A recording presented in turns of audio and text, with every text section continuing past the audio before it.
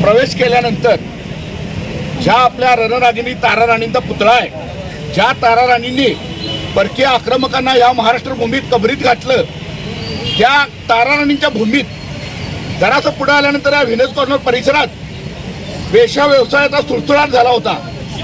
तरुण मुलं आणि काही लोक या वेश्यांचा कोपऱ्या कोपऱ्याला गल्ली गल्लीला वेश्यांचा उच्छाद मांडला होता। आणि अशा वेळेला या करवीर नगरीचे नेते, आमचे नेते माननीय राजेश क्षीरसागर साहेब यांच्याकडे भागातील नागरिकांच्या तक्रारी आल्या।